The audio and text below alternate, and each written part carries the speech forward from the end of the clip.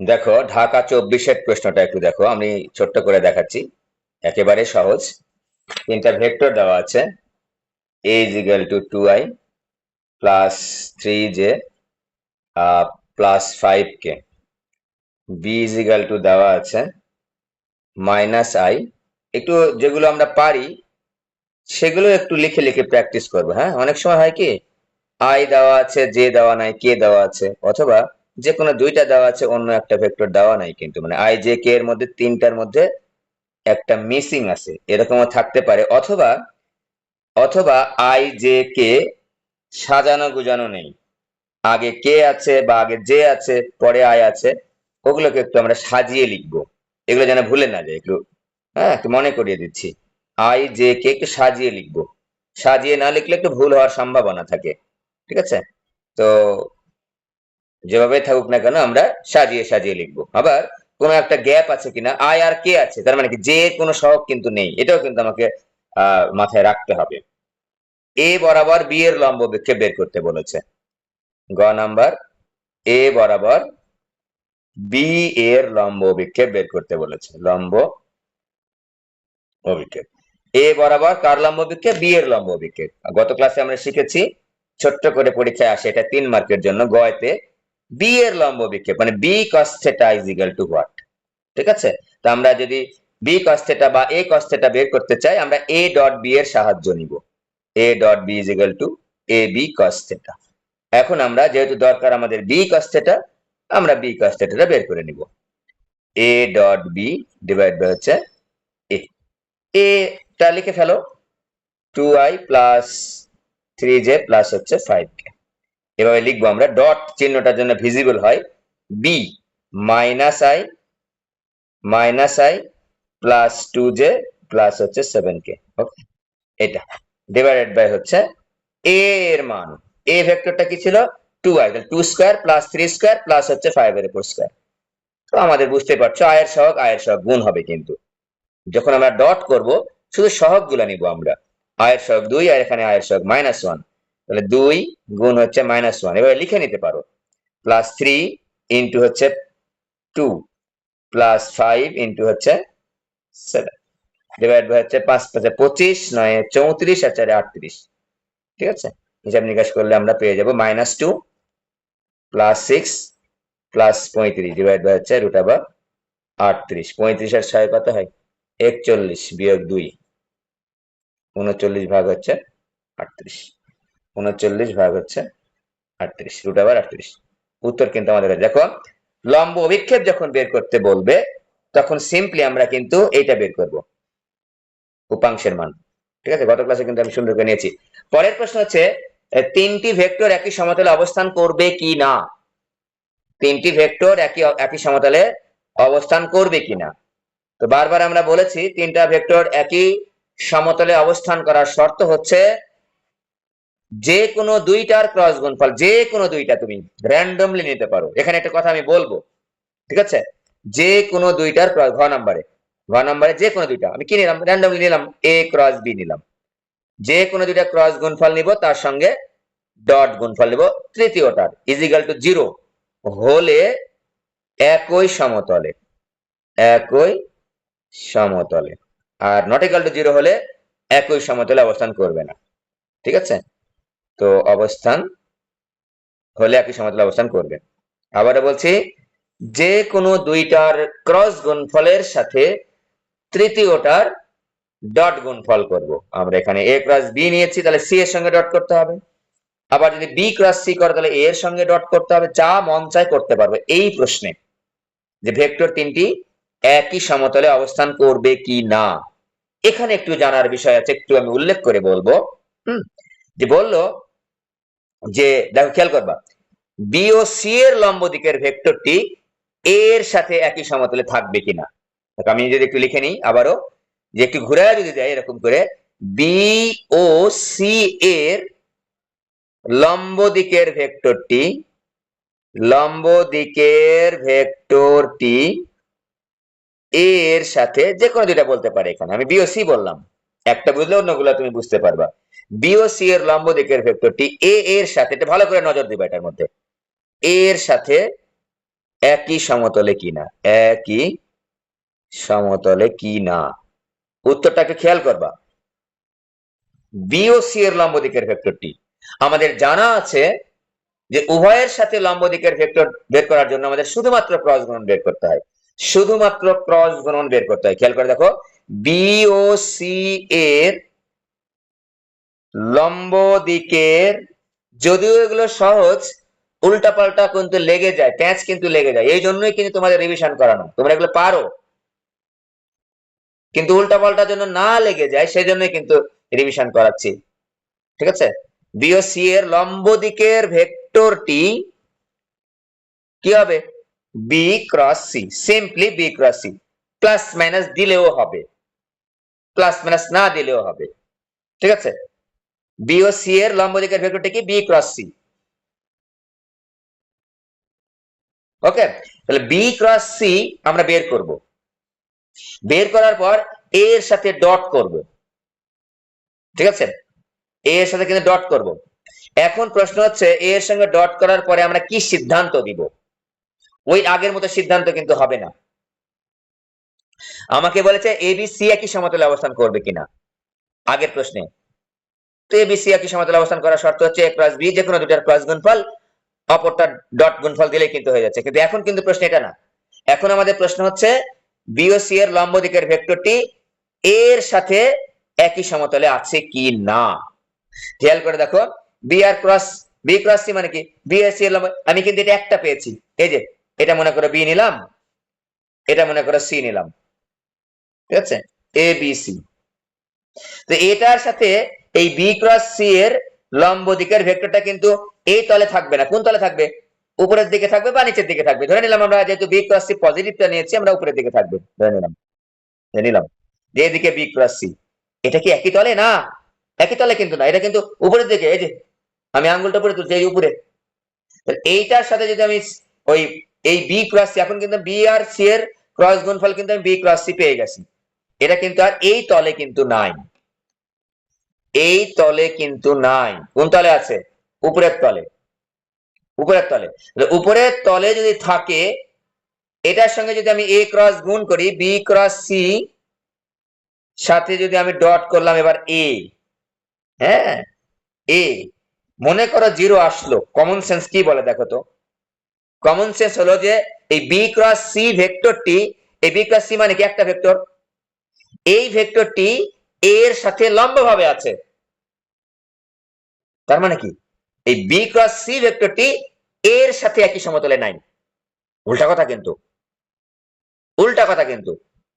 আমি বললাম যে এ বি সি একই সমতলে আছে কিনা, তখন আমি জিরো বললে বলবো হ্যাঁ এ বি সি একই সমতলে আছে। তাহলে এ বি সি যদি একই সমতলে থাকে, খেয়াল করতে, এখানে যেখানে আমি দাগালাম এ বি সি, তিনটা ভেক্টর মনে করি একই সমতলে যদি থাকে, হ্যাঁ, তাহলে এই বি ক্রস সি এর সাথে এ কি একই সমতলে আছে নাকি? বি ক্রস সি তো উপরের দিকে, আর এ কোন দিকে? এই তল বরাবর লম্ব। তাহলে উপরের দিকের ভেক্টরের নাম কি? B cross C. আর এই ভেক্টরের নাম কি? এ তো এই তলে লম্ব, যখন আমি ডট যখন জিরো পেলাম, তার মানে কি বরাবর আছে। জিরো হয় তাহলে বলবো যে বি ক্রস সি ভেক্টরটি এর সাথে একই সমতলে নাই। বি ক্রস সি এত হলে বি ক্রস সি ভেক্টরটি, ভেক্টরটি এ এর সাথে একই সমতলে নাই, একই সমতলে অবস্থিত করে নাই। সরাসরি লিখলাম, ছোট করে লিখলাম। ঠিক আছে, বি ক্রস সি ভেক্টরটি একটা ভেক্টর, এই ভেক্টরটা ওই এ এর সাথে একই সমতলে নাই যদি জিরো হয়। আর ওইটাকে যদি অন্যভাবে বলি, এ বি সি একই সমতলে আছে। আবারও বলছি, এ বি সি একই সমতলে থাকার অর্থ হচ্ছে বি ক্রস সি এই ভেক্টরটা এর সাথে একই সমতলে নাই। কারণ বি ক্রস সি তো উপরের দিকে, আর এ কোথায়? এ তো তল বরাবর লম্ব, যেহেতু এ তল বরাবর আর বি ক্রস সি উপরের দিকে, তাহলে একই সমতলে কিন্তু নাই। আর A B cross C dot A equal zero হলে আমি বলতে পারবো A cross B, A B C, A B C তিনটা একই সমতলে আছে, কিন্তু বি ক্রস সি ভেক্টরটি এর সাথে একই সমতলে নাই। ভালো করে চিন্তা করে দেখবা যে বি ক্রস সি ভেক্টরটা কিন্তু উপরের দিকে, এই উপরের দিকের ভেক্টরটা সাথে এ ভেক্টরটা লম্ব, তার মানে কি এই ভেক্টরটা কোথায় আছে? তলে, এই তলে আছে। তাহলে এই তলের ভেক্টরটা কি এই বি ক্রস সি এর সাথে একই তলে থাকলো নাকি? দুইটা তলে, একটা উল্লম্ব তলে, একটা অনুভূমিক তলে। ঠিক আছে। ওকে, আমরা কিন্তু এটার জন্যই কিন্তু লিখছি, এভাবে কিন্তু পরীক্ষায় প্রশ্ন আসছে। ঠিক আছে, এটাই এভাবে কিন্তু পরীক্ষায় প্রশ্ন আসছে।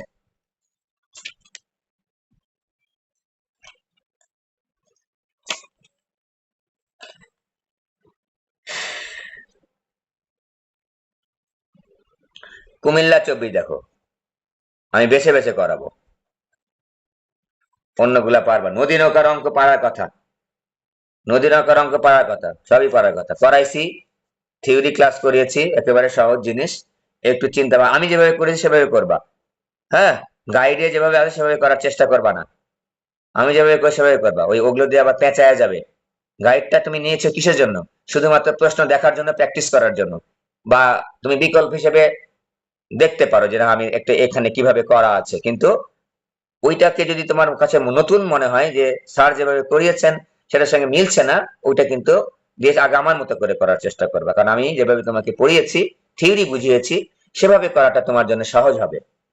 দেখো, এরকম একটা চিত্র আছে, এরকম একটা চিত্র আছে, এম বিন্দু, এন বিন্দু, এল বিন্দু।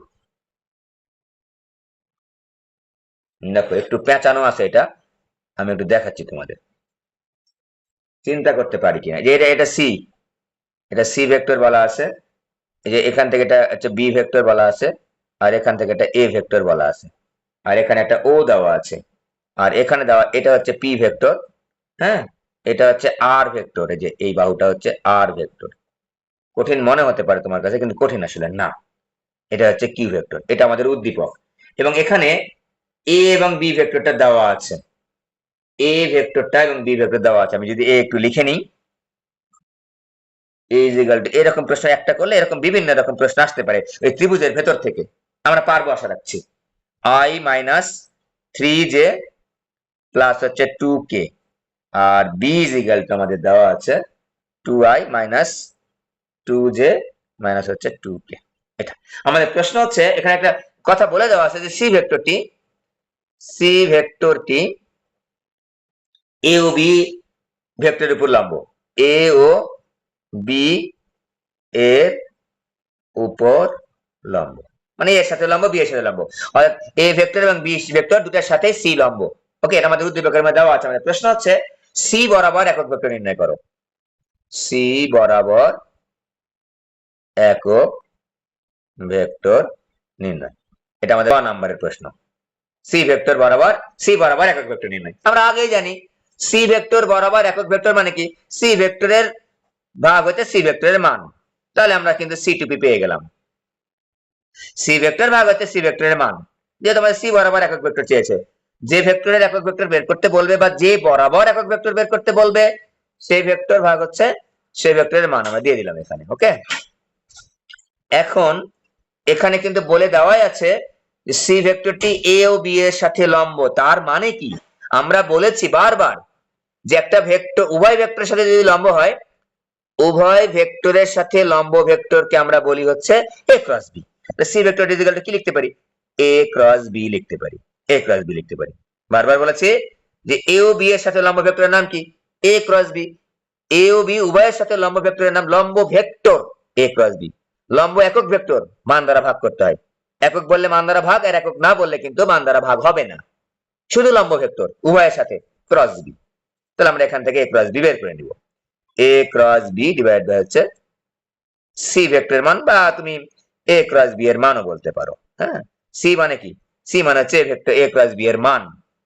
তা এখন আমরা এ আর বি তো আমাদের দেওয়াই আছে, কোনো ঝামেলা নাই এই গ নাম্বার প্রশ্নে। এ আর বি এর ক্রস গুণনটা আমরা সকলেই জানি, সকলেই জানি, কিন্তু কিভাবে লিখতে হয়, এ ক্রস বি বের করতে হয় কিভাবে, যে আই নিব, জে নিব, কে নিব, আমি এখানেই বের করে দেখাচ্ছি। হ্যাঁ,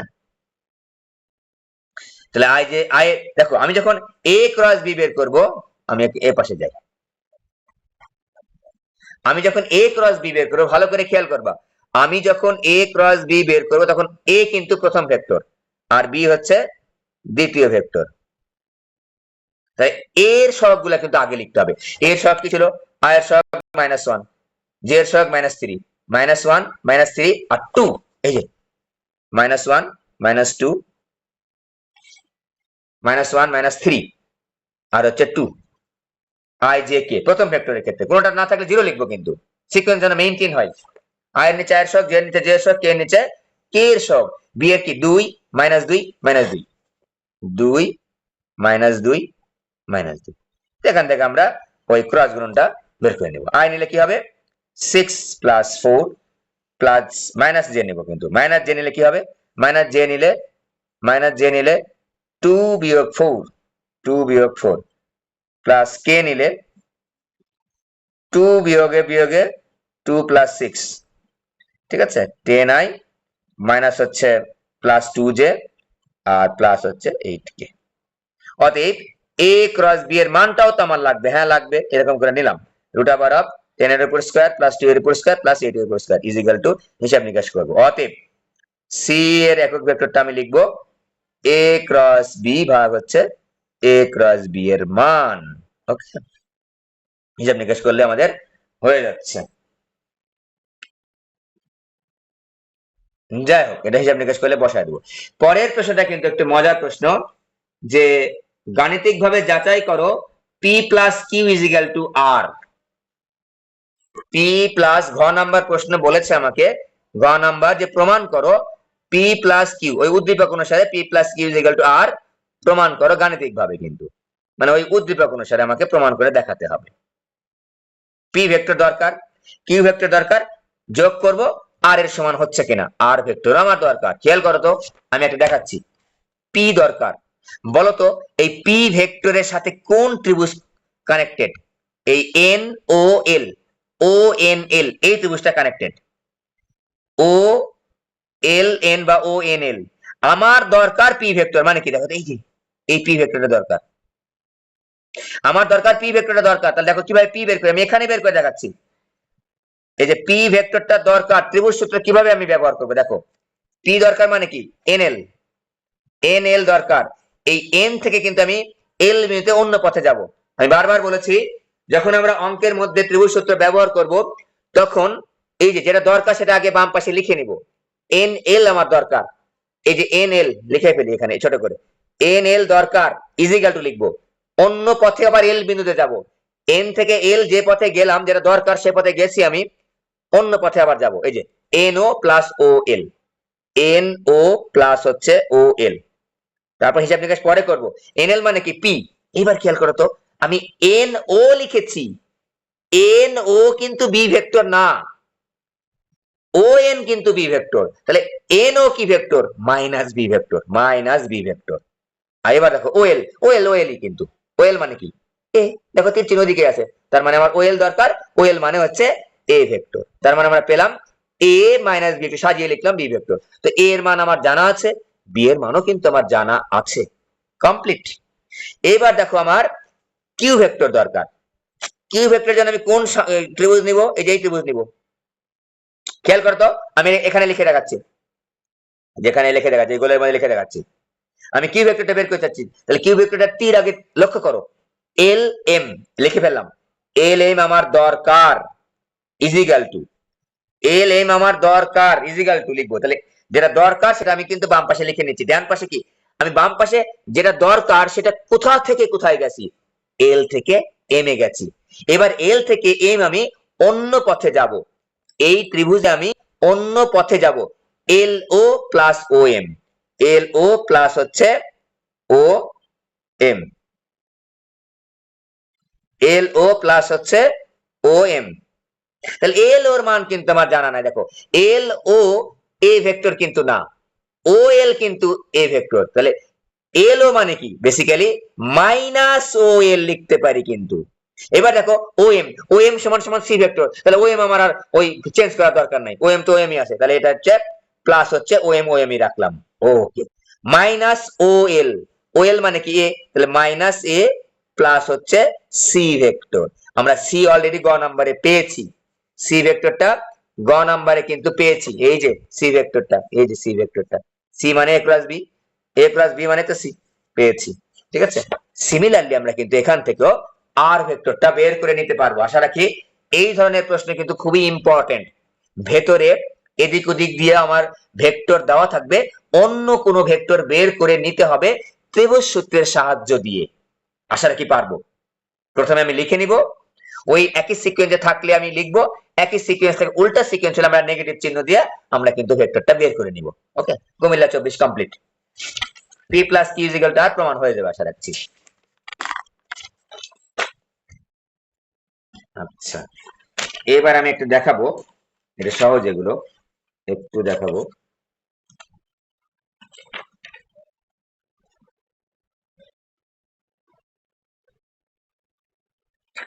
আচ্ছা, এইটা দেখি, এইটা অনেক সময় পরীক্ষায় আসে। এটা ত্রিভুজ দেওয়া আছে, হুম, ওপি এর ক্ষেত্রফল ওপি কিউ,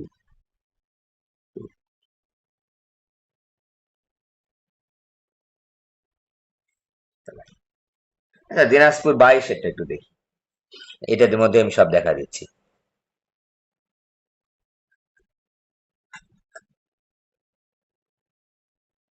দিনাজপুর 22 দেখো, এরকম একটা চিত্র দেওয়া আছে, ত্রিমাত্রিক স্থানাঙ্ক ব্যবস্থা এক্স ওয়াই জেড। এখানে একটা ভেক্টর দেওয়া আছে, এখানে একটা ভেক্টর দেওয়া আছে। এই ভেক্টরটা দেখো, পি অফ 1, 3, 2, কিউ অফ 2, 1, 3, এটা হচ্ছে মূল বিন্দু, এটা হচ্ছে মূল বিন্দু। আমি এখানে এখানে যদিও চেয়েছে ও পি কিউ ত্রিভুজের ক্ষেত্রফল চেয়েছে, ঠিক আছে। তো এখানে একটু বলে দেওয়া আছে, পি ও কিউ বিন্দুর অবস্থান ভেক্টর, দেখো খেয়াল করো, পি ও কিউ, সরো, পি ও কিউ বিন্দুর অবস্থান ভেক্টর, অবস্থান ভেক্টর পি ও কিউ, বেসিক্যালি পি ও কিউ। তার মানে কি, এখানে OP vector is equal to P বলে দেওয়া আছে, না হলে অন্য কিছু ধরতাম আমি। আর ও কিউ ভেক্টর মানে কি, দেওয়া আছে হচ্ছে কিউ ভেক্টর, এটা আমার জানা আছে কিন্তু, ঠিক আছে। তাহলে দেখো পি আর কি হচ্ছে, পি বিন্দুর অবস্থান ভেক্টর হচ্ছে ওপি, পি দ্বারা প্রকাশ করতে বলেছে। কিউ বিন্দুর অবস্থান ভেক্টর কি দ্বারা প্রকাশ করতে বলেছে, কিউ দ্বারা। এখন দেখো তো পি ভেক্টরটা একটু বের করে নিত, ওপি মানে পি, কিন্তু এখানে ওপি মানে কিন্তু পি ভেক্টর বলে দিয়েছে বলেই কিন্তু আমি ধরলাম, নাহলে আমি ধরতাম না, অন্য ভেক্টর বলতাম আমি। আই প্লাস 3j প্লাস হচ্ছে 2k is equal two 2i plus J plus হচ্ছে 3k। দেখো এই যে অবস্থান ভেক্টর আমরা ইজিলি বের করতে পারি স্থানাঙ্কের মাধ্যমে।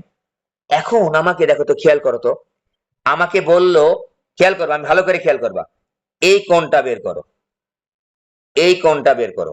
আমি বললাম এই কোণটা বের করো, আমাকে বললে এই কোণটা বের করো, গামা কোণটা বের করো, এই কোণটা বের করে, এই কোণটা, এই কোণটা।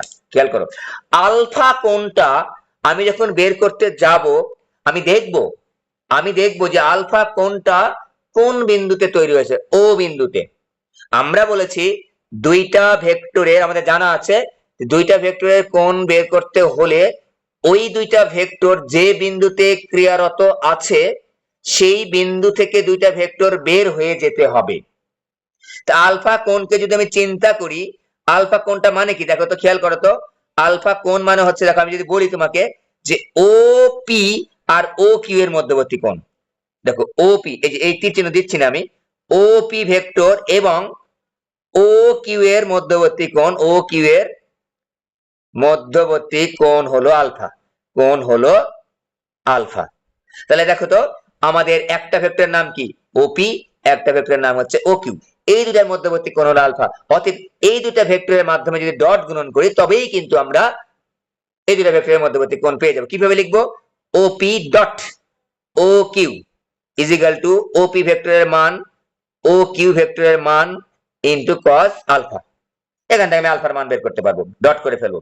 ওকে, এইবার দেখো বিটার মান যখন আমি বের করব, খেয়াল করো, বিটা, বিটা কোন বিন্দুতে তৈরি হয়েছে, বিটাটা তৈরি হয়েছে পি বিন্দুতে।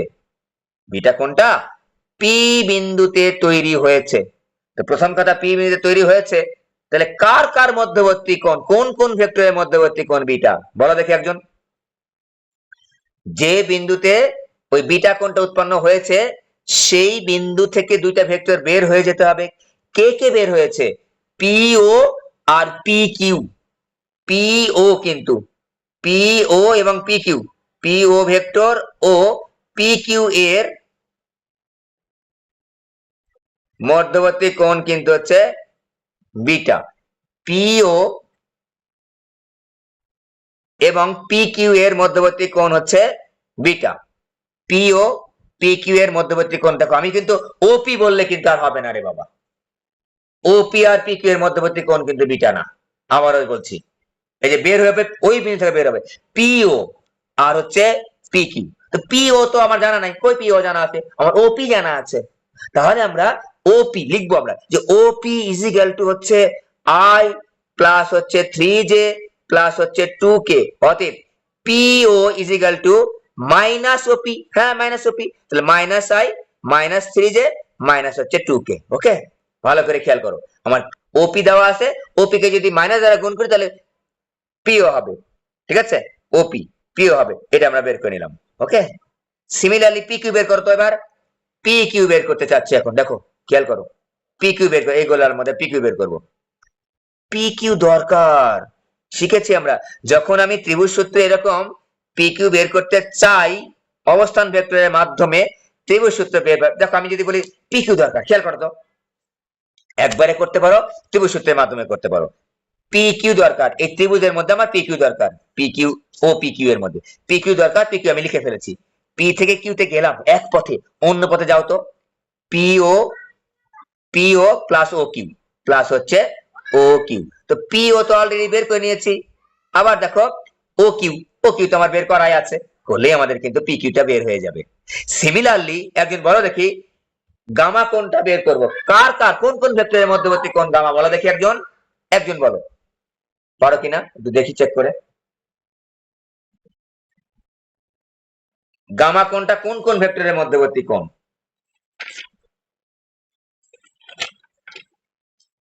এই বলো একজন, পারবা? গামা কোনটা কোন কোন ভেক্টরের মধ্যবর্তী কোণ? এই যে গামা কোনটা, Q R QP, Q QP, দেখো যে বিন্দুতে আমার গামা কোণটা উৎপন্ন হয়েছে সেই বিন্দু থেকে দুইটা ভেক্টর বের হবে, কে কে বের হতে হবে, কিউপি আর কিউও। কিউপি আমার জানা নাই, পিকিউ জানা আছে, আমরা ওই পিকিউ থেকে কিউপি উল্টা করে দিলে আমাকে বের করে ফেলবো। ঠিক আছে, এই যে পিকিউ বের করেছি আমরা আগের জন্য, কিউপি আমরা বের করে নেবো, ইচ্ছা মতো যা চাইবে আমরা বের করতে পারবো। এখন যদি তোমাকে বলে, এখন যদি তোমাকে বলে যে ও পি কিউ এর ক্ষেত্রফল নির্ণয় করো, তাহলে ত্রিভুজের ক্ষেত্রফল নির্ণয় করার পদ্ধতি কি মনে আছে? এই যে ত্রিভুজ, ত্রিভুজের তিনটা বাহু দেওয়া যদি থাকে, ওই যে কোনো দুইটা সন্নিহিত বাহু দরকার আমার। মনে করো এটা আমার সন্নিহিত বাহু, এটা আমার সন্নিহিত বাহু, দুইটা সন্নিহিত বাহু মানে কি, পরস্পর যে দুইটা বাহু ছেদ করেছে সন্নিহিত বাহু। এইটার নাম দিলাম এ, এটার নাম দিলাম বি, এর নাম সি। এটার নাম যদি পি ভেক্টর দাও, এটার নাম যদি কিউ ভেক্টর দাও, তাহলে ত্রিভুজের ক্ষেত্রফল কত হবে মনে আছে সবারই? ত্রিভুজের ক্ষেত্রফল হচ্ছে হাফ ইন্টু দেওয়া দরকার নাই, কার কার কার, ওই পি আর কিউ এর ক্রস গুণফল, এইটা। তাহলে এখানে দেখো তো, এখানে আমি কার কার ক্রস গুণফল করব, ওপি আর ও কিউ। ওপি দেখো সন্নিহিত বাহু, দেখো ওপি, এই যে ওপি আর ও কিউ, হাফ ইন্টু ওপি এবং ও কিউ এর ক্রস গুণফলের মান, অন্যটাও করতে পারো, হাফ ইন্টু, মনে করো আমি অন্য দুটো লিখবো, অন্য দুটো লেখা একটু দরকার কি, পি ও পি কিউ, তাদের ক্রস গুণফলের মান, এই যে সন্নিহিত বাহু হতে হবে। দেখো তো পি বিন্দুতে, একটা যে কোনো বিন্দুতে তো সন্নিহিত বাহু সৃষ্টি হয়, হ্যাঁ হয়, ও বিন্দুতে সন্নিহিত বাহু মানে কি, ও কিউ ও পি। যদি বলি পি বিন্দুতে সন্নিহিত বাহু কি, পি কিউ পি ও। তো আমাদের যেহেতু ওপি আর ও কিউ জানা আছে, তাহলে আমরা এখানে ওপি আর ও কিউ এর ক্রস গুণফল আগে করবো, ক্রস গুণফলের মান বের করবো, তাহলে কিন্তু আমাদের ত্রিভুজের ক্ষেত্রফল হয়ে যাবে, ত্রিভুজের ক্ষেত্রফল হয়ে যাবে। ঠিক আছে, যে কোনো ভাবে এখান থেকে প্রশ্ন আসতে পারে কিন্তু, যে ও এ প্লাস ও বি ভেক্টরের সাথে অন্য ভেক্টরের লম্ব, বিভিন্ন ভাবে আসতে পারে। আমাকে বললো যে পি প্লাস কিউ ভেক্টরের সাথে পি মাইনাস ভেক্টরের মধ্যবর্তী কোণ কত, পি প্লাস কিউ ভেক্টরের সাথে পি মাইনাস কিউ ভেক্টরের মধ্যবর্তী কোণ কত, তাহলে পি প্লাস কিউ একবার বের করবো, পি মাইনাস কিউ একটা বের করবো, করে তাদের মধ্যে ডট গুণফল করবো। মধ্যবর্তী কোণ চাইলেই যে দুইটা ভেক্টরের মধ্যবর্তী কোণ চেয়েছে সেইটার আমরা ডট গুণন করে ফেলবো। ওকে, এটা এখানে যখন আসলাম আমি একটু আরেকটু দেখা দিই। চতুর্ভুজ যদি হয়, সামান্তরিক আর কি, সামান্তরিকের যদি পি কিউ দেখাতো আমাদের, এগুলা পারি আমরা, ও এ সি বি, তাহলে আমরা কি লিখলাম হচ্ছে ক্ষেত্রফল, জানি এটা, জানি আমরা ক্ষেত্রফল হচ্ছে শুধু সন্নিহিত বাহুদ্বয়ের ক্রস গুণফলের মান, শুধু, এখানে আর হাফ দ্বারা গুণ করতে হবে না। আর যদি কর্ণ প্রকাশ করে, পি আর কিউ যদি কর্ণ প্রকাশ করে তাহলে আগের মতোই, পি আর কিউ যদি এটা কর্ণ প্রকাশ করে দুটো ভেক্টর, তাহলে আমাদের ক্ষেত্রফল হবে হচ্ছে হাফটা হবে এরকম। আমি যদি দাগায় দেখাই তোমাদের বড় করে, হ্যাঁ, মনে করে এটা একটা কর্ণ, এটা একটা কর্ণ, দ্বারা দুটো ভেক্টর আমি প্রকাশ করছি, পি ভেক্টর, তাহলে পি ক্রস হচ্ছে কিউ ভেক্টরের মান তো বের করে তার সঙ্গে একটা 2 দিয়ে ভাগ করবো, হাফ লিখলাম, হ্যাঁ, এখানে হবে সামান্তরিকের ক্ষেত্রফল, সামান্তরিকের ক্ষেত্রফল, ঠিক আছে, এরকম আমাদের কোণ হবে। ওকে, তাহলে আমাদের এটা সামান্তরিক ক্ষেত্রফল, তাহলে আমাদের যে ভেক্টর যদি কর্ণ প্রকাশ করে তাহলে পি ক্রস কিউ, ওই দুটা কর্ণদ্বয়ের ক্রস গুণফল বের করে কিউ ক্রস পি বের করতে পারো, পি ক্রস কিউ বের করতে পারো, কোনো সমস্যা নাই, কারণ মান তো আমি নিব, আমার জানা আছে এ ক্রস বি এরও মান যা, বি ক্রস এ এরও মান কিন্তু তাই, এ ক্রস বি আর বি ক্রস এ ভেক্টর কিন্তু এক না, মান কিন্তু একই। হ্যাঁ, যখন আমরা ক্ষেত্রফল বের করবো উত্তরটা একটু বর্গ এককে লিখবো, এভাবে লিখবো, বর্গ একক, ঠিক আছে, এইভাবে লিখবো আমরা। আর ওটা আমি আর দেখাচ্ছি না, এই যে বিভিন্ন কোণের মধ্যে আমাদের, আমি বারবার এটা একটা ক্লাসই নিয়েছি আমরা, যে বিভিন্ন বরাবর বল দেওয়া থাকে বা ভেক্টর দেওয়া থাকে এরকম 3টা 4টা 5টা, তো এগুলো আমি আর দেখাচ্ছি না, এগুলো পারবা তুমি, যে বলগুলি লব্ধি বের করো, বা হচ্ছে লব্ধির দিক কোন দিকে হবে, বা মিলিত ফল কোন দিকে ক্রিয়া করবে, মানে লব্ধির দিক কত বিভিন্ন ভাবে বলতে পারে, যে F1 F2 F3, এগুলো আমরা দেখেছি, এগুলো এগুলো আর দেখাচ্ছি না, F3 F4 এগুলো আমি দেখেছি, ওই যে উপাংশ লম্ব অংশ উপপাদ্য ব্যবহার করে, ঠিক আছে, 1 2 3 3 4 1 2 3 4 5, ঠিক আছে, এরকম আমাদের বিভিন্ন ভাবে আসতে পারে। তো আমরা তো এটা জানি কোনগুলো দেওয়া থাকবে, আমরা হিসাব নিকাশ করে বের করবো, এগুলো আমি স্কিপ করলাম, এগুলো আর সিকিউ দেখাচ্ছি না।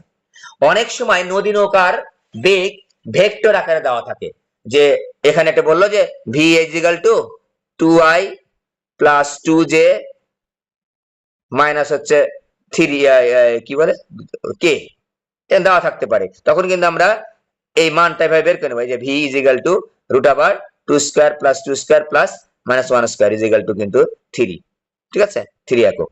এবারে কিন্তু ভেক্টর যদি দেওয়া থাকে, বেগ বা নৌকার বেগ বা স্রোতের বেগ আকারে ভেক্টর আকারে দেওয়া থাকে, আমরা ওখান থেকে হচ্ছে বের করে নিব, ঠিক আছে, ওখান থেকে আমরা বের করে নিব, যে কোনো ভাবে কিন্তু দেওয়া থাকতে পারে কিন্তু। ওকে, এইবার আসো একটা একটা এই অঙ্কটা একটু করাবো আমি, এই অঙ্কটা একবার করাই, এটা করাই নেই যেহেতু পরীক্ষায় আসে, হ্যাঁ, কি বলে ডাইভারজেন্স গ্রেডিয়েন্ট কার্ল কখন কিভাবে চাইবে আমার, আমরা একটু মনে রাখার চেষ্টা করব। এই কেটে গেলে একটু লিঙ্ক দিয়ে হচ্ছে বাবা, কেটে যাবে মনে একটু মধ্যেই। এই জুবাইদ আসো নাকি,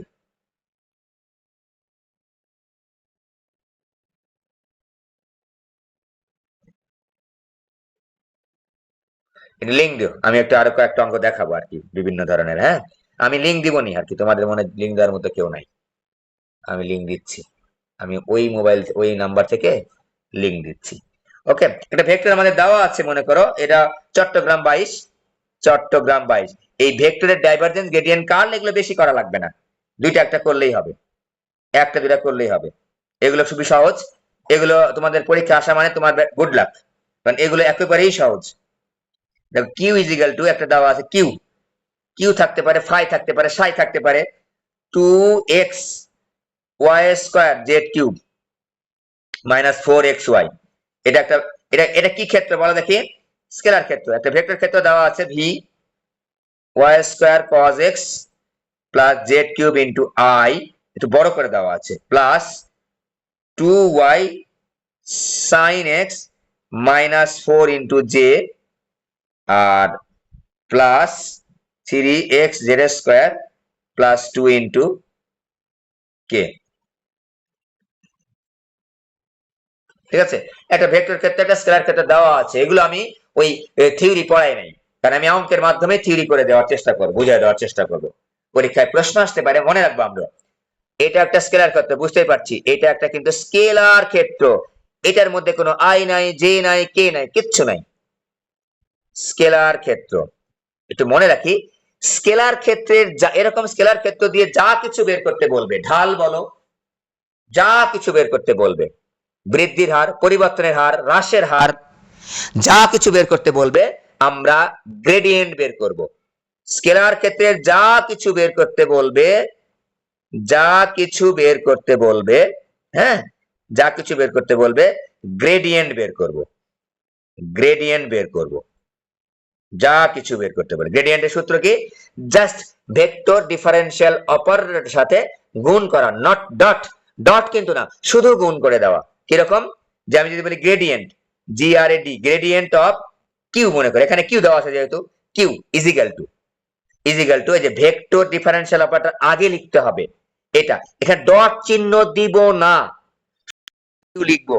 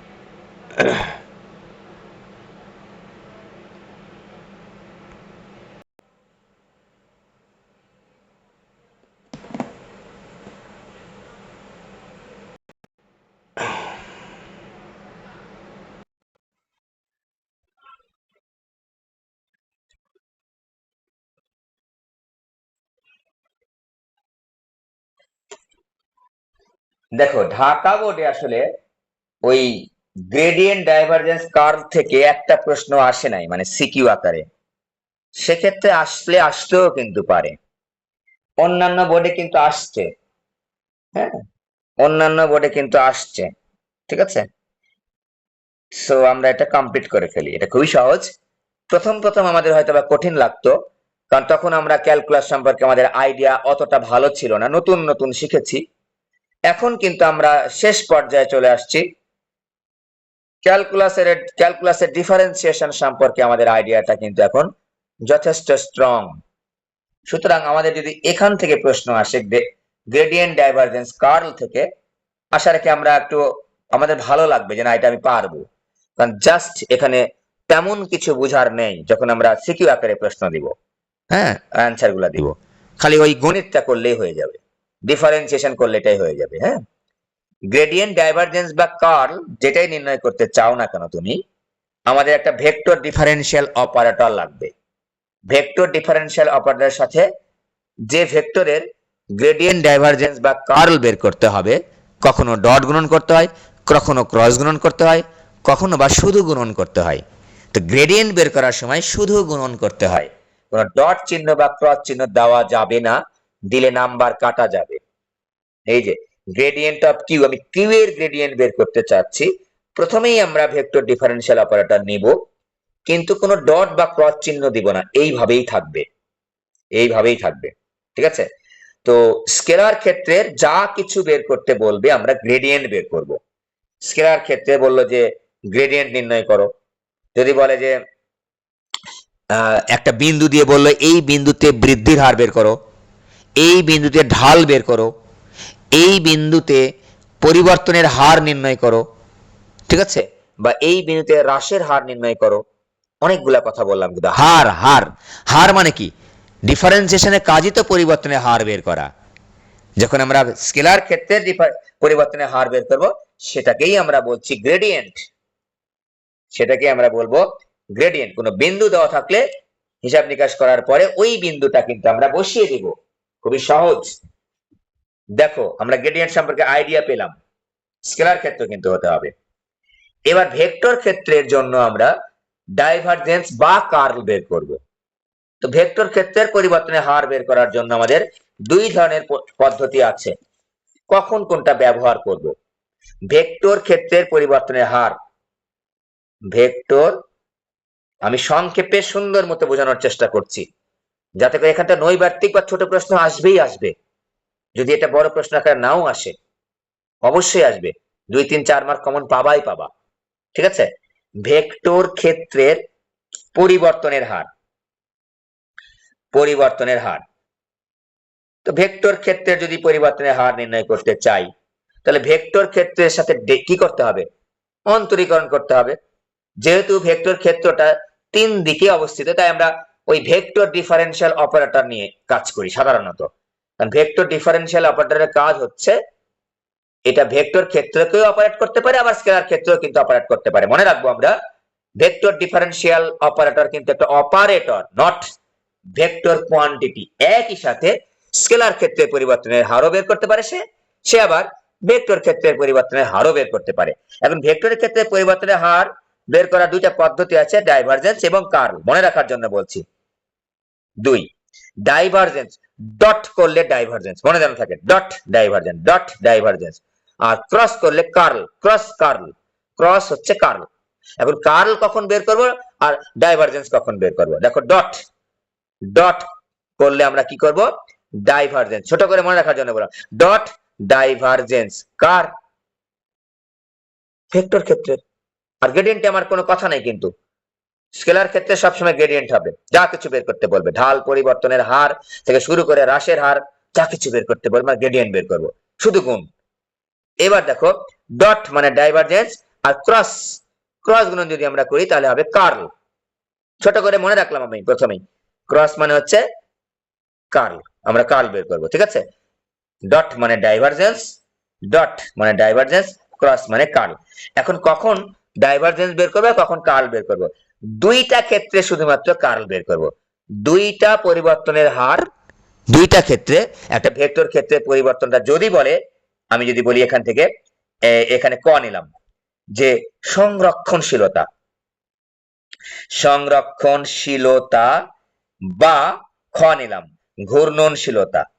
ঘূর্ণন আমি সুন্দর করে বুঝাবো, একটু সময় নেই, হয়তো বা 5 মিনিট লাগবে, ভুলে যাব না আমরা, বা ওই পাশের জনের, সামনের জনের, পেছনের জনের হেল্প নেওয়ার আমার দরকার হবে না।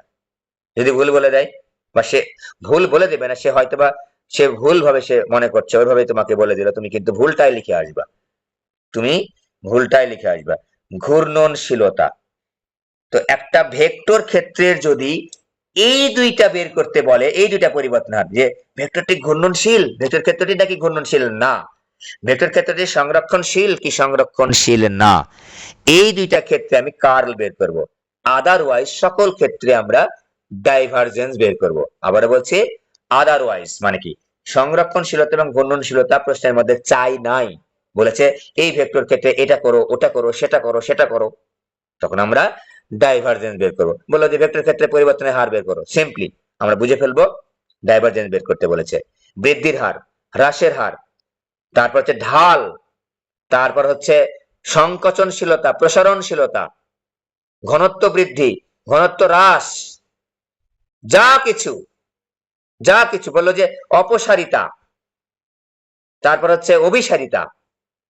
তো সহজ কথা তো, এই দুইটা বাদে একটা ভেক্টর ক্ষেত্রে যা কিছু বের করতে বলবে, আমরা হচ্ছে ওই ডট গুণন করে ডাইভারজেন্স বের করবো, যা কিছু, এই দুইটা বাদে আমাদের কিন্তু সহজ হয়ে গেল। এইবার আমরা ডট গুণন এবং ক্রস গুণন করছি। আমাদের মনে হয় না যে আর এইখানে একটু ব্যাখ্যাটা দিয়ে আমি অঙ্কটা করব, এখানে একটু ব্যাখ্যাটা দিই। সংরক্ষণশীলতা আর ঘূর্ণনশীলতা, আমরা একটু ফিজিক্সের মোমেন্টামের সূত্রটা নেব, ভরবেগের সংরক্ষণ সূত্রটা একটু খেয়াল করব। ভরবেগের সংরক্ষণের সূত্র দেখো তো, যেমন ছিল তেমনই যদি থাকে, যেমন ছিল তেমন যদি থাকে, খেয়াল করো তো, যেমন ছিল তেমন আছে, তেমন থাকলো, যেমন ছিল তেমনই আছে, তেমনই আছে, ঠিক আছে। যেমন ছিল তেমন আছে মানে কি, পরিবর্তন হয় নাই, তার মানে কি ডাইভারজেন্স জিরো, ডাইভারজেন্স জিরো। যেমন ছিল তেমনই আছে, ঠিক আছে, ডাইভারজেন্স জিরো। মনে করো আমি ডাইভারজেন্স বের করতে হচ্ছে, একটা অঙ্ক দিয়ে বললো এটা সংরক্ষণশীলতা গুণনশীলতা না চাই নাই, মনে করো অন্য কিছু চাইছে, তো আমার মনে করো ডাইভারজেন্স জিরো।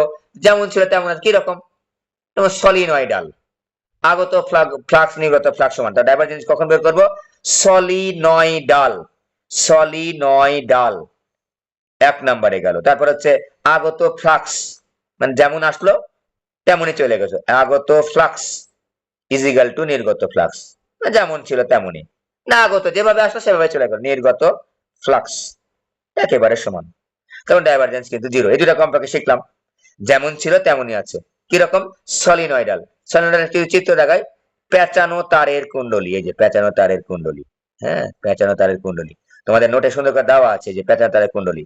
এখানে ভোল্টেজ যদি আমরা দিই, হ্যাঁ ভোল্টেজ যদি দিই, এটা ভোল্টেজ দিলাম, তাহলে এখানে এই যে এই দিক দিয়ে দেখো এভাবে চলে যায়, তড়িৎ ক্ষেত্রটা এভাবে চলে যায়।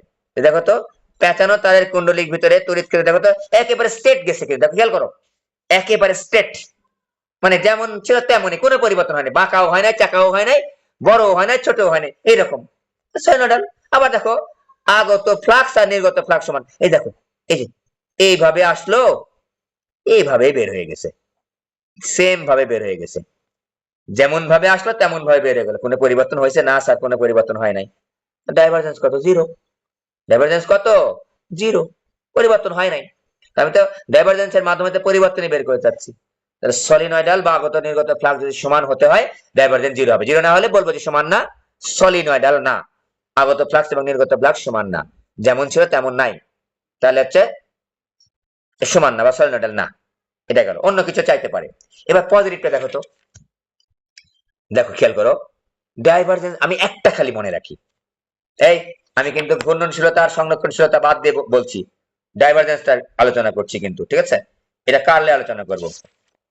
খেয়াল করো এবার, যে এবার বললো আমাকে কি গেল এটা, হ্যাঁ এবার বললো আমার একটা খালি মনে রাখতে চেয়েছি আমি, যে ডাইভারজেন্স পজিটিভ, ডাইভারজেন্স পজিটিভ মানে হলে, মানে হলো আয়তনের প্রসারণ, এইটুকু খালি মনে রাখবো, আয়তনের, আয়তনের প্রসারণ, একটা মনে রাখবো রে বাবা, আর বেশি না, একটা মনে রাখবো, পজিটিভ নেগেটিভ দিয়ে একটা খালি মনে রাখবো, যা কিছু চাই আমি ব্যাখ্যা করে দেখাচ্ছি তোমাদের। ডাইভারজেন্স পজিটিভ মানে কি, ডাইভারজেন্স পজিটিভ মানে আয়তনের প্রসারণ। এখন কিন্তু আমি বলতে পারবো ডাইভারজেন্স নেগেটিভ মানে কি, আয়তনের সংকোচন, হ্যাঁ বলতে পারি, একটাই মনে রাখতেছি কিন্তু। তো এখন দেখো তো আয়তনের প্রসারণ মানে কি, আয়তন বেড়ে গেছে, আয়তন প্রসারণ মানে কি, আয়তন বৃদ্ধি, আয়তন বৃদ্ধি।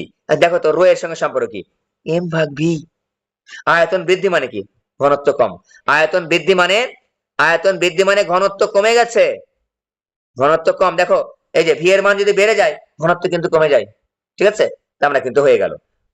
অল্টারনেটিভ গুলা, বিপরীত গুলা কিন্তু পারবো। ডাইভারজেন্স নেগেটিভ মানে কি, আয়তনের সংকোচন, আয়তন হ্রাস, সংকোচন মানে আয়তন হ্রাস, আর আয়তন হ্রাস মানে কি, ঘনত্ব বৃদ্ধি।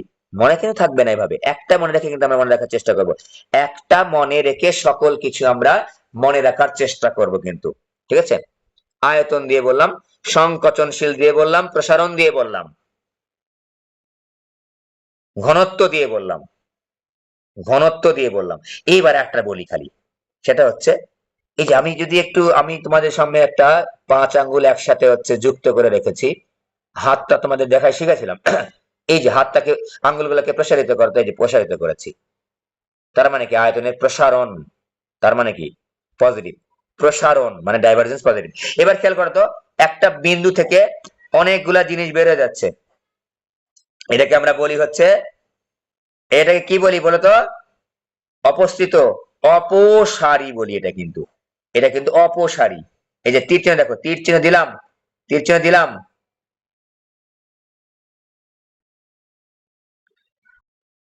তীর চিহ্ন দিলাম, এটাকে বলবো আমরা অপসারী।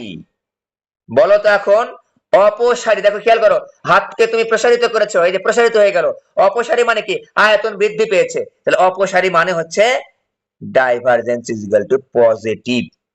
আর অভিসারী কোনটা দেখো তো? অভিসারী মানে একটা বিন্দুতে মিলিত হওয়া। এই যে খেয়াল করো, এই যে তীর চিহ্ন মিলিত হচ্ছে, এই যে মিলিত হচ্ছে, এই যে মিলিত হচ্ছে, সরি মিলিত হচ্ছে, এই যে মিলিত হচ্ছে, মিলিত হচ্ছে, দেখো দেখো খেয়াল করো, এই যে এই যে তীর চিহ্ন দিয়ে মিলিত করলাম, এই অনেক প্রসারিত। এই যে খেয়াল করো, বড় আমার হাতের মুঠো ছিল, 5টা আঙ্গুল প্রসারিত অবস্থা ছিল, এই যে একটা বিন্দুতে মিলিত হলো মানে কি আয়তনটা কমে গেছে। কিন্তু তার মানে কি আয়তন কম মানে কি দেখো তো, আয়তনের প্রসারণ মানে বৃদ্ধি, আর আয়তনের কম মানে হচ্ছে ডাইভারজেন্স নেগেটিভ। তাহলে divergence is equal two minus ভিই হয়ে গেল। এইবার আসো কার্ল। কার্লটা দেখো খুবই সহজ। কার্ল মানে কি? কার্ল বের করলাম, কার্ল বের করার পরে বললাম, এই যে কার্ল বের করার শর্ত, এই যে ক্রস গুণফল, এই যে ক্রস, কার্ল বের করবো, ভি এর কার্ল বের করবো, ভি এর কার্ল বের করবো। তাহলে কার্ল অফ ভি লিখবো আমরা, curl of V, curl of V, এই যে curl of V is equal to এটা সূত্র। কার্ল, কার্ল কি করে? ঘূর্ণনশীলতা এবং সংরক্ষণশীলতা প্রদর্শন করে। কার্লের মান মনে করো 0 পেয়ে গেছি, curl of V is equal to মনে করো 0 পেয়ে গেছি। তার মানে কার্ল দ্বারা কি করে? পরিবর্তনের হার বের করি, পরিবর্তন নাই, পরিবর্তন নাই। 0 মানে কি? কোনো পরিবর্তন নাই। তার মানে কি? তার মানে হচ্ছে ঘুরছে না, ঘুরছে না। ঘোরা মানে কি? পরিবর্তন। এই যে ঘুরছে, ঘুরছে ঘুরছে ঘুরছে, পরিবর্তন। আর ঘুরছে না মানে কি? যেমন ছিল তেমনই আছে, তার মানে হচ্ছে সে ঘুরছে না। তার মানে বলবো অঘূর্ণনশীল, অঘূর্ণনশীল। এবার মনে রাখবা কিন্তু। এবার বললাম, এবার বললাম যে অঘূর্ণনশীলের অল্টারনেটিভটা তুমি হচ্ছে সংরক্ষণশীলতা দিয়ে প্রমাণ করো, ব্যাখ্যা করো তো। কার্ল ভি মানে ভি ভেক্টরটা ঘুরছে না, আর পরিবর্তন নাই, মানে অঘূর্ণনশীল। ভালো কথা। এই বললাম যে সংরক্ষণ, দেখো তো আমরা বলেছিলাম কি ভরবেগের সংরক্ষণশীল নীতিতে, যে যেমন ছিল তেমনই আছে, যেমন ছিল তেমনই আছে, মানে ওই সংঘর্ষের আগে ভরবেগ যা ছিল, সংঘর্ষের পরেও ভরবেগ তাই। হ্যাঁ, তখন কি বলেছিলাম? বলেছিলাম যে হচ্ছে ভরবেগ সংরক্ষণশীল, যেমন ছিল তেমনই আছে, যেমন ছিল তেমনই আছে, তাহলে সংরক্ষণশীল। তাহলে এখানে কি পরিবর্তন নাই মানে কি? যেমন ছিল তেমনই আছে, তাহলে আমরা সংরক্ষণশীল। সিমিলারলি যদি এখন বলি, এখন কিন্তু পারবো আমি, curl of V not equal to 0, positive হোক অথবা নেগেটিভ হোক, এটা নিয়ে আমার মাথা ভাবার দরকার নেই। পজিটিভ হলেও ঘুরছে, পরিবর্তন হচ্ছে মানে কি? কিছু একটা পাইছি, মান পাইছি, কিছু একটা পজিটিভ বা নেগেটিভ কিছু একটা মান পাইছি, তাহলে বলবো যে হ্যাঁ ঘুরছে। তাহলে পরিবর্তন হচ্ছে মানে কি? ঘোরা মানে কি? পরিবর্তন হওয়া। তাহলে আমরা বলবো ঘূর্ণনশীল, ঘূর্ণনশীল। আর যাহা ঘূর্ণনশীল করছে মানে কি? পরিবর্তন হচ্ছে, পরিবর্তন হচ্ছে, পরিবর্তন হচ্ছে, তার মানে কি? সেটা সংরক্ষণশীল না, মানে অসংরক্ষণশীল, অসংরক্ষণশীল। সময় নিলাম কিন্তু আমি একটু, অসংরক্ষণশীল, ঠিক আছে? আমি সময় নিলাম এই কারণে, এগুলো যেন তুমি কারো কাছ থেকে হেল্প নেওয়া লাগে, হেল্প যেন না নেওয়া লাগে, ঠিক আছে? এইবার আমরা যদি এটা একটু বের করি, এখানে কি অনেকগুলো লিখছিলাম, কি যেন একটা ভেক্টর ক্ষেত্র লিখছিলাম, কিউ স্কেলার ক্ষেত্র লিখছিলাম, একটা আমি যদি গ্রেডিয়েন্ট বের করি, নাও এখন আমরা বের করছি, মনে করো gradient of Q is equal to, গুণ দিব না কিন্তু, আগে বলেছি শুধু কিউ, গুণ দিব না। এটা সবাই জানি, del del X I plus del del Y J plus del del Z of K. আর এই কিউ এর মানটা কি এখানে দেওয়া আছে? অন্য যে কোনো ভেক্টর দেওয়া থাকতে পারে, 2xy² z³ 2xy² z³ একটু বড়ই দিয়েছে দেখো, আর সাথে দিয়েছে -4xy, -4xy। এই যে ব্র্যাকেট দিলাম, গুণ চিহ্ন ব্র্যাকেট, ডট চিহ্ন দিব না, আবার বলছি, বারবার বলছি, সিম্পল গুণ করব, সিম্পল গুণ করব। আই, এই যে ডেল ডেল এক্স অফ, এই যে 2xy² z³ -4xy, এবার দেখো প্লাস জে, যেটা একটু বাইরে নিচ্ছি, del del Y of 2xy² z³ -4xy, simple গুণ করেছি কিন্তু, plus K del del Z of X Y square Z cube minus 4x অন্তরীকরণ তো আমরা সকলে জানি। এখানে আমরা ডেল ডেল এক্স মানে হচ্ছে ওই পূর্ণ অন্তরীকরণ না, আংশিক অন্তরীকরণ। আংশিক অন্তরীকরণ মানে যে চলকের সাপেক্ষে অন্তরীকরণ করব সেইটা বাদে দুনিয়ার সবকিছু কনস্ট্যান্ট জ্ঞানে বিচার করব। তার মানে দেখো তো এখানে এক্স এর সাপেক্ষে অন্তরীকরণ করছি ডেল ডেল এক্স, তাহলে এক্স বাদে যা কিছু আছে কনস্ট্যান্ট বের বের লেখো তো 2y square Z cube del del X of কত এক্স মাইনাস এই আই এর সঙ্গে দেখো কি কি আছে এক্স এর সাপেক্ষে করছি এক্স বাদে কি 4y আমার কনস্ট্যান্ট, এক্স বাদে 4y constant del del X of X. এইটুকার কাজ কিন্তু হয়ে গেল। আয়ের আমি ভাগ ভাগ করে লিখলাম, তোমাদের যেহেতু অনেকদিন থেকে এটা করাই নাই, সেই কবে করাইছি, তারপর আর করাই নাই। ঠিক আছে, এবার যে এভাবে করব, যার সাপেক্ষে করব সেটাকে ভেতরে রেখে অন্যকে আমরা ভাগ ভাগ করে দেব। যদি আমি একটু লিখে দেখাই, এটা একটা একটু লিখে দেখাই, অন্যগুলা তো সব একই সেম জিনিস। সরি আই ছিল, এবার জে নাও, প্লাস জে নিলাম, ব্র্যাকেট দাও, সেকেন্ড ব্র্যাকেট দাও, এই যে ওয়াই এর সাপেক্ষে অন্তরীকরণ, তার মানে কি 2x Z cube constant, 2x Z cube constant del del Y of Y square, Y square বিয়োগ ডেল, এবার দেখো তো এই যে 4xy পুরাটাই কনস্ট্যান্ট, জিরো হয়ে যাবে। ওয়াই এর সাথে কই গেল, ওয়াই এর সাপেক্ষে আমি 4xy কই করব, লিখে ফেলি, তাহলে সব পুরাটাই কনস্ট্যান্ট, কিন্তু ওয়াই এর সাপেক্ষে পুরাটাই কনস্ট্যান্ট, তাহলে আমার এখানে কিন্তু কোনো ওয়াই নাই, কোনো ওয়াই নাই, তার মানে কি 1 আছে একটা, লিখলাম না, একবারে জিরো লিখে ফেললাম। হ্যাঁ, একবারে জিরো লিখে ফেললাম। দেখো খেয়াল করো আবারও, Y sorry sorry sorry sorry Y এর সাপেক্ষে 4xy, তাহলে 4x constant, sorry 4x constant del del Y of Y, এই যে জেডটা শেষ হয়ে গেল, প্লাস কে টা নিচ্ছে এবার। এবার দেখো কে ডেল ডেল জেড, জেড এর সাপেক্ষে করব, তাহলে কনস্ট্যান্ট কি 2xy স্কয়ার কনস্ট্যান্ট, বাইরে বের করে নাও, 2xy square del del Z of Z cube. Okay, যেটা সাপেক্ষে করব সেটা খালি ভেতরে রাখবো। এইবার দেখো মাইনাস, এবার দেখো তো জেড এর সাপেক্ষে 4xy কে করছি, জেড নাই, মানে কি পুরাটাই কনস্ট্যান্ট, টোটাল কনস্ট্যান্ট অন্তরীকরণ কি ছিল জিরো, তাই আমরা এখানে জিরো লিখে দিলাম, শেষ। এখন ব্রেক করে দেখাচ্ছি, দেখো এখানে দেখো তো এই ডেল ডেল এক্স এক্স এর সাপেক্ষে করলে 1 হবে, ডেল ডেল এক্স এক্স এর সাপেক্ষে করলে এই সব দুটো একই হলো কেন রে, একই হয়েছে, হ্যাঁ একই হলো, 1 হবে, আর এগুলো তো থেকেই যাবে।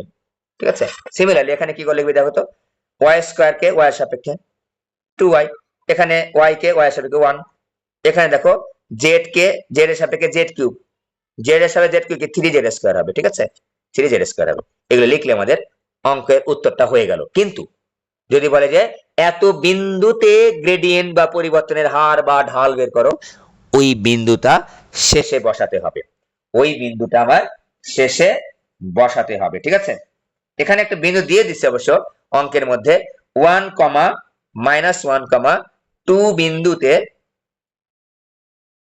গ্রেডিয়েন্ট, গ্রেডিয়েন্টই বের করতে বলেছে, গ্রেডিয়েন্ট নির্ণয়। তখন আমরা কি করব, এই যে প্রথমে এটা করে পর্যন্ত করে ফেললাম, তারপর 1 এর বসাবো, x এর জায়গায় 1, y এর জায়গায় -1, z এর জায়গায় হচ্ছে 2 বসাবো, তাহলে আমাদের হয়ে যাবে। ওকে, তোমাদের একটা খুব কমন প্রশ্ন আসে, আচ্ছা এটা যদি লিখে দেখাই, 2xy square i into 2xy square minus হচ্ছে 4y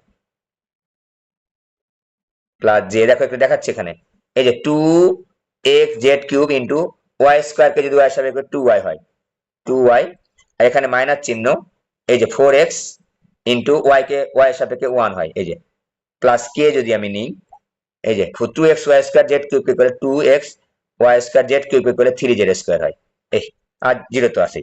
এখন আমি যখন গ্রেডিয়েন্ট বের করব তখন কিন্তু আমার এই 1 1 2 বিন্দুতে এই x এর জায়গায় 1, y এর জায়গায় -1 আর z এর জায়গায় 2 বসাবো, বসালে আমাদের একটা মান পাবো, সেই মানটা হবে আমাদের উত্তর। ঠিক আছে, ঘূর্ণন তারপর হচ্ছে বিভিন্ন ভাবে প্রশ্ন আসতে পারে বিন্দু দিয়ে। এখন একটা প্রশ্ন আসে দেখো তো, যে এইখানে আমি এখানে যেভাবে পড়েছে দেখো তো খেয়াল করে, যে এটা হচ্ছে এই ভেক্টর ক্ষেত্রটা প্রকাশ করছে, বললো যে কি প্রকাশ করেছে দেখি তো একটু, যে বাতাসের বেগ, বাতাসের বেগ প্রকাশ করে, বাতাসের বেগ প্রকাশ করে। এটা বাতাসের বেগ প্রকাশ করছে, এই ভেক্টর ক্ষেত্রটা। আমাদের প্রশ্ন করেছে যে ওই অঞ্চলের বাতাসে কোনো ঘূর্ণন ছিল কিনা, ওই অঞ্চলের বাতাসে ঘূর্ণন ছিল কিনা। আমরা কি বের করবো, কার্ল না ডাইভারজেন্স, বলা দেখি। এই কি বের করবো, কার্ল না ডাইভারজেন্স? ভেক্টর ক্ষেত্রে পরিবর্তনের হার বের করতে বলেছে, যে ওই বাতাসটা আমার ভেক্টর ক্ষেত্র ভি দেওয়া আছে, বললো যে বাতাস ঘূর্ণনশীল ছিল কিনা। ঘূর্ণনশীলতা প্রমাণ করার জন্য আমাকে কার্ল বের করতে হবে।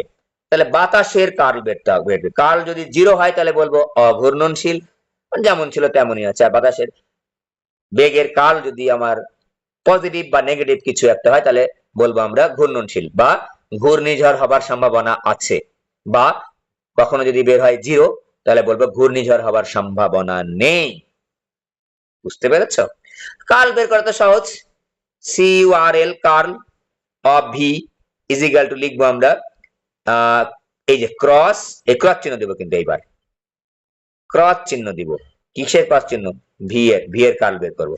তারপর এরকম করে একবারে লিখবো, অত ঝামেলা করার দরকার নেই। এই যে লিখে ফেলো, আই দিব, জে দিব, কে দিব, একটু ফাঁক ফাঁক করে লিখবো, দেখতে সুন্দর হয়, কারণ এই ভেক্টরটা বড় থাকে। কিন্তু আই এর জায়গায় লিখবো ডেল ডেল এক্স, জে এর জায়গায় লিখবো ডেল ডেল ওয়াই। অবশ্যই এটা আগে লিখতে হবে, নিচে লিখবো না কিন্তু, কারণ আমার ডেলটা আগে দিতে হবে কিন্তু। আর del del Z.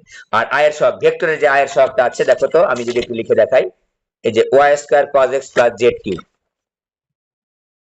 Y square cos X plus Z cube. আর যে যে এর সহগটা আছে আমি তো দেখে দেখে লিখছি, 2y sin x, 2y sin x minus হচ্ছে 4, এই তারপর 3x জেড স্কয়ার প্লাস হচ্ছে 2। বুঝতেই পারছো নির্ণায়ক, এই যে আই যখন নিব এই, জে যখন নিব এই, কে যখন নিব এরকম, প্রথমটা পজিটিভ নিব, পরেরটা নেগেটিভ নিব। এটা কিন্তু আমরা জানি নির্ণায়ক বের করার মতো, সেম সেম। তারপর অন্তরীকরণ তো আমি শিখালামই। আর ডাইভারজেন্স বের করার, দেখো খেয়াল করো তো, এই গ্রেডিয়েন্টটা কিন্তু আই জে কে সম্বলিত রাশি পেয়েছি, তার মানে আমরা স্কেলার ক্ষেত্রের গ্রেডিয়েন্ট পাবো অবশ্যই ভেক্টর ক্ষেত্র। আমাকে যদি প্রশ্ন করে, আর একটা প্রশ্ন বলে দিচ্ছি, স্কেলার ক্ষেত্রকে কিভাবে ভেক্টর ক্ষেত্রে পরিণত করা যায়। আমরা বারবার বলেছি স্কেলার ক্ষেত্রে যা কিছু বের করতে বলবে আমরা কিন্তু গ্রেডিয়েন্ট বের করব, আমরা গ্রেডিয়েন্ট করে ফেলবো। আবার ভেক্টর ক্ষেত্রকে কিভাবে স্কেলার ক্ষেত্রে রূপান্তর করা যায় তখন গ্রেডিয়েন্ট বের করব।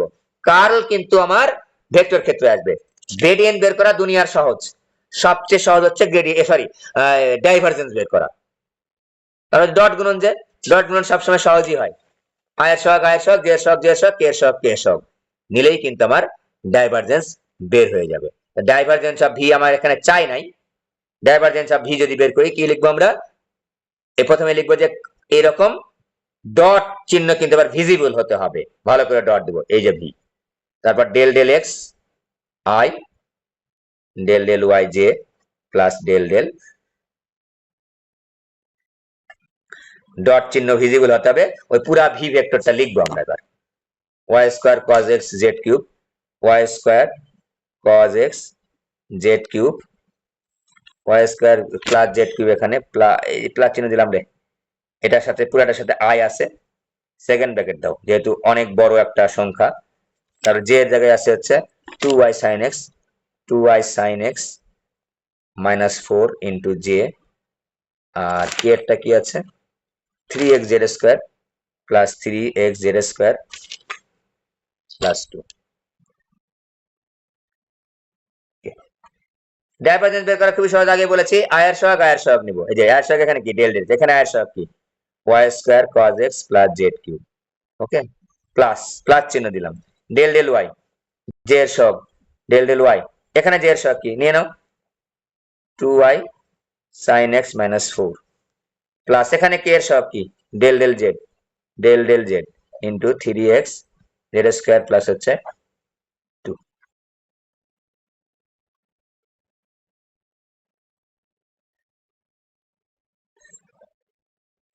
তো অন্তরীকরণ, সরি অন্তরীকরণ তো জানি। এই যে x এর সাপেক্ষে এটা করব, x এর সাপেক্ষে দেখো তো, আমি যদি একবারে করি এবার y square into minus sin x, এটা দেখো x এর সাপেক্ষে করছি, cos x করলে মাইনাস sin x, x এর সাপেক্ষে z কিউব করলে কি হয় plus 0 plus del del y of 2y sin x, to Y কে করলে 1, তাহলে 2 sin x তো কনস্ট্যান্ট ইনটু 1, ওয়াই কে করবো কিন্তু এবার মাইনাস ওয়াই এর সাপেক্ষে 4 কে করলে কত 0, প্লাস জেড এর সাপেক্ষে জেড কে করবো এবার, তাহলে 3x ইনটু জেড স্কয়ার কে করলে কি হবে 2z, প্লাস জেড এর সাপেক্ষে 2 কে করলে 0 হয়ে গেল আমাদের মাইনাস ওয়াই sin x। এগুলো এখন আর না পারলে বাবা আর করার কিছু নাই, এগুলো আর নতুন করে দেখাবো না কেমনে কি হলো, না পারলে আর নাই, বহুত দিন দেখাইছি আমি, যেহেতু তোমাদের ভেক্টর পড়িয়েছি, প্রচুর পড়াইছি ক্যালকুলাস, প্রচুর, আমার সমান মনে হয় কোনো টিচার ক্যালকুলাস পড়াইছে কিনা জানি না, ব্যাখ্যা দিয়ে দিয়ে পড়াইছি, প্রচন্ড ব্যাখ্যা দিয়ে দিয়ে পড়াইছি, এখন আবার রিভিউ করে দিলাম, আবার গণিতে পড়ছই। এটা গেল ডাইভারজেন্স। যদি কোনো বিন্দুতে নির্ণয় করতে বলে আমরা ওই বিন্দুটা বসিয়ে দিব, আমরা ওই বিন্দুটা বসিয়ে দিব, জিরো হলে নেগেটিভ হলে পজিটিভ হলে কি হবে আমরা কিন্তু বলে দিয়েছি। ওকে, তো ডাইভারজেন্স কার্ল আমরা বের করলাম, ভৌত তাৎপর্য কিন্তু আমরা পারি, যা যা কথাগুলো বললাম এগুলোই সাজায় বোঝায় লিখলে কিন্তু ভৌত তাৎপর্য হয়ে যায়। ঠিক আছে, তো এটা ভৌত তাৎপর্য লিখে দিই। এই ভৌত তাৎপর্যটা খুবই ইম্পর্টেন্ট, বই দেখে পড়ে ফেলবা বা নোটে লিখে দেওয়া আছে, আমার নোট দেওয়া আছে তোমাদের, সুন্দর করে লিখে দেওয়া আছে ব্যাখ্যা সহ, সুন্দর করে ব্যাখ্যা দেওয়া আছে। ভৌত তাৎপর্য, ভৌত তাৎপর্য এবং সংজ্ঞা, ভৌত তাৎপর্য এবং সংজ্ঞা এই তিনটারই কিন্তু লিখে দেওয়া আছে। ভৌত তাৎপর্য, গ্রেডিয়েন্ট, ডাইভারজেন্স কার্ল এবং সংজ্ঞা, নৈর্ব্যক্তিক এবং ছোট প্রশ্নের জন্য মোস্ট ইম্পর্টেন্ট এই টপিকটা। আর যদি ভাগ্যে ভোগা যদি এটা চলে আসে, ভাগ্য যদি ভালো হয়, যদি সিকিউ আসে আরো ভালো ভাগ্য, কারণ ক্যালকুলাস খুবই সহজ এবং এখানে ডিফারেন্সিয়েশন, এবং আরো সহজ হচ্ছে পার্শিয়াল ডিফারেন্সিয়েশন, আংশিক অন্তরীকরণ। আজকে এই পর্যন্ত থাকবে, তোমাদের অনলাইনে একটা ভেক্টরের এক্সাম নিব আমি, 2টা সিকিউ আর 10টা এমসিকিউ, মঙ্গলবারেই নিব, পড়ে ফেলো, কারো কোনো সমস্যা থাকলে আমাকে বলবা, জানাবা, ফোন দিবা, কোনো সমস্যা নাই। আর হচ্ছে সামনে দিন আমরা নতুন চ্যাপ্টার ধরবো, আমাদের আর অন্য চ্যাপ্টারে কিন্তু দেরি করব না, ঠিক আছে, একটু পিছিয়ে আছি, আমরা একটা করে চ্যাপ্টার একদিনেই রিভিউ করে ফেলবো, কিছু কিছু নিউটনীয় বলবিদ্যা আমরা 2 দিন রিভিউ করব, অন্য চ্যাপ্টার গুলো আমরা একদিনে রিভিউ করে ফেলবো, যেমন কাজ ক্ষমতা শক্তি, যেমন হচ্ছে একদিন রিভিউ করব, একদিন হচ্ছে সিকিউ প্রশ্ন সলভ করাবো, একদিন রিভিউ একদিন সিকিউ প্রশ্ন সলভ করলে আমাদের হয়ে যাবে আশা রাখি, ওগুলো সহজ, জাস্ট তোমরা জানো, আর একটু মনে করিয়ে দেওয়ার চেষ্টা করবো সুন্দর করে, তাহলে তোমাদের ভালো হবে আর কি। Okay bye.